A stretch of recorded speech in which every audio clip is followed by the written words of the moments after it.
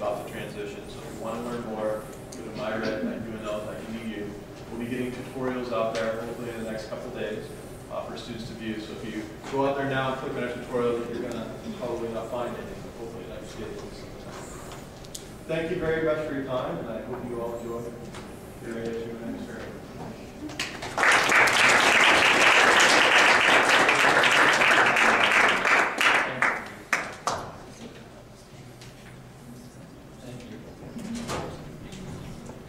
Okay, I'm going to shut this down for a second. I think you guys are going to be occupied, so that's just fine.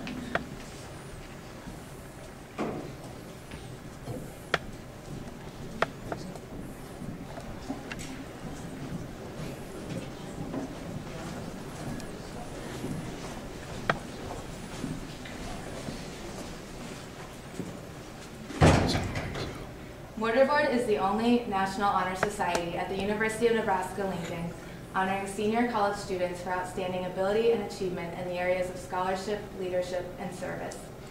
The UNL chapter began in 1905 when the secret society of the Black Mass was organized.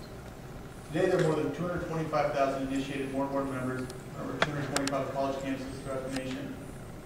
Membership in the society provides opportunities for continued leadership development, encourages lifelong service, and encourages contribution to the global community.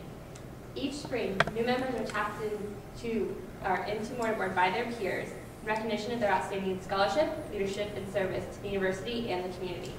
Students are eligible for membership as juniors and must have at least a 3.3 cumulative GPA.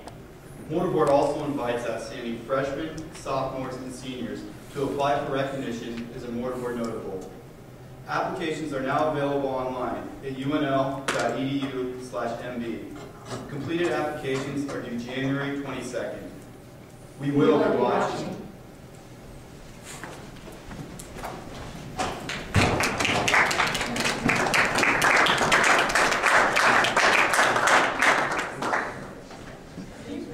Thank you. Speaker Dieter. I'd like to make a motion to suspend the rules for the sake of time. I know we have a lawsuit and Jay would like to keep going. To move Government Bill number 6, above executive reports, today It has been moved to suspend the rules to move Government Bill number 6 into the middle of open forum. This would deviate from the orders of the day, so this will take a 2/3 vote. Yeah, I'm going to ask for a second. So, is there a second? Thank you, Senator Woodset. So all of those in favor of moving Government Bill number 6 to the floor right now, please raise your right hand. Okay. All those against? Same. Those wishing to abstain, please raise your right hand. Okay. Motion passes. On the floor is Government Bill number 6. It's moved by President Collins. Would you like to yield? I will yield to Oral Commissioner Cook. Good. Hi. Hopefully you've all had a chance to look over the rules. I sent them out to you last week as the first you guys could vote to approve or to send back to the commission for edits. Does anyone have any questions at this time as we step over the rules?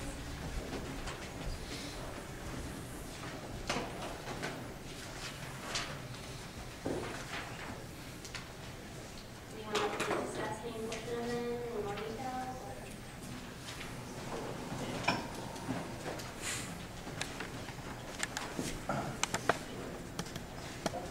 Sorry, I can't see it really with that in there. So, yeah, Senator Fetty. So, under the section where it talks about sanctions and penalties for,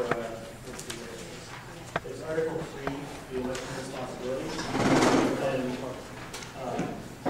like 2 pages after that, there's a thing that says it's Roman numeral 4, sanctions and penalties.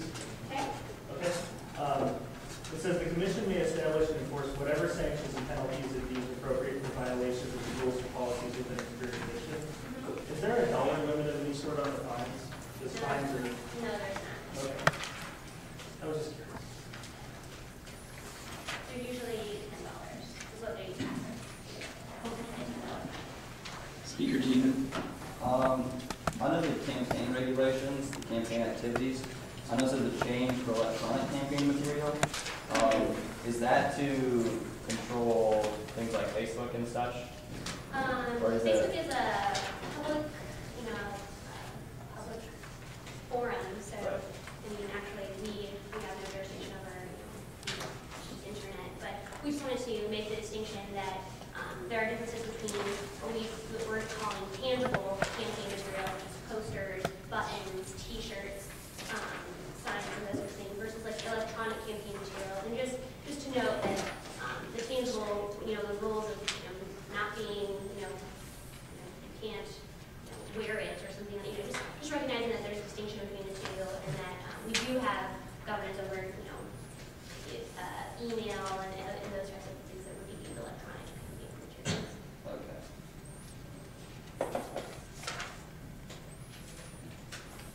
Are there other questions?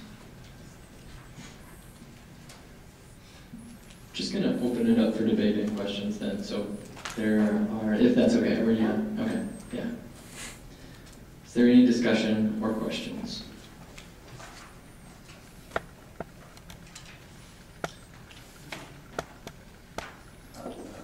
Speaker David. I was looking at this, the union board just recently, I guess the unions in general just recently changed their sort of rules on chalking.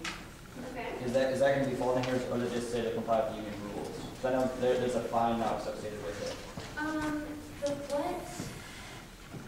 The rules say that the campaigns have to comply with all Nebraska union policies, and then the Nebraska union policies are in appendix. Right. That's what I'm. And we sent that out to them to edit.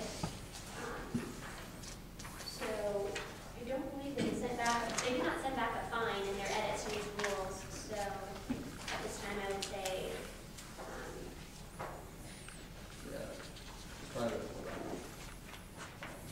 So I don't know how that would be treated. Would they just be encouraged then to discuss with the union the policies? I mean, I can contact the union again. I mean, we just contacted them 2 weeks ago to go over the double check the rules again before we send them to you guys. When did you get that chalking fine with your union? It would have been, what, 2 weeks ago?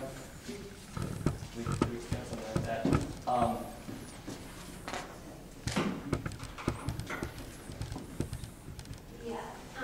Currently speaking, an excellent point that most likely our rules say, you need to comply with the union policies, but that most likely that would be a fine of the union.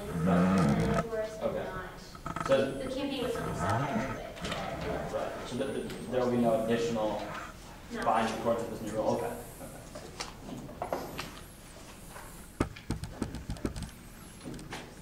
Just to clarify that question, there would be no additional fine mandated, but there could be additional fines.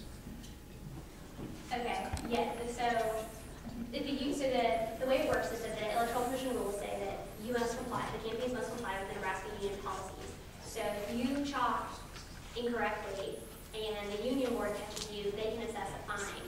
But if you chalk incorrectly, you've also gone in violation of the Nebraska union policies, and as such, someone could bring a violation against you under the Electoral Commission, which then an additional fine could be assessed once it's brought to the Electoral Commission.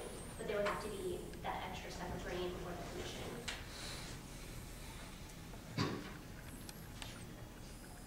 President Collins, sorry. I have a question about the CBA advisory board. We've heard they might no longer be electing people.